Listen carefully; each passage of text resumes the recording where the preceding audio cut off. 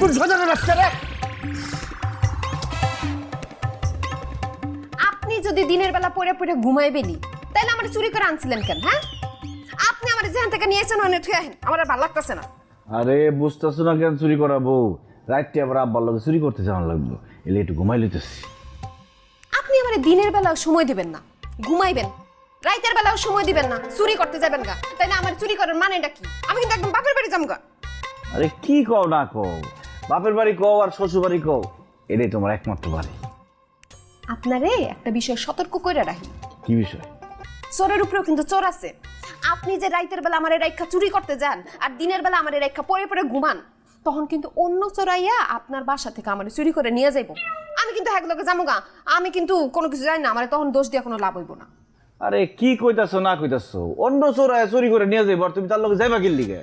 তোমার একটা কথা আমি শিওর কইরা রাখি, চোরের বাড়িতে কোনো সময় চোর আহে না, চোরের বাড়িতে আহে পুলিশ। আপনারে কে কইছে চোরের বাড়িতে চোর আসে না? কেন কথা শুনেন নাই? চোরের উপর বাটপাড়ি, আপনার উপরে বাটপাড়ি করে আমার নিয়ে বাইকে যাইব আরেকজন, তখন কিন্তু আপনি আফসোস করবেন। আমার বাড়িতে যদি কোনো চোর আহে এর একদম গুছাতে মাইরা নাক মুখ ফাড়াই ফেলাম। হইছে, আর পপকার লাগবে না। আপনি রাতের বেলা চুরি করেন, মানা করছি আমি।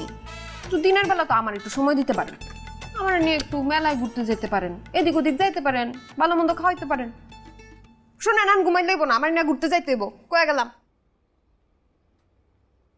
আল্লাহ, বউ চুরি করে কোন বিপদে পড়লাম। দিনে তো বউ ঘুমাইতে দেয় না, রাত্রে আব্বাই ঘুমাইতে দেয় না।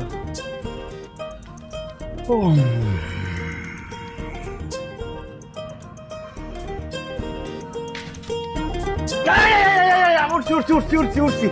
আমি এই যে এখন তোমার নিয়ে বাইরে ঘুরতে যাবো।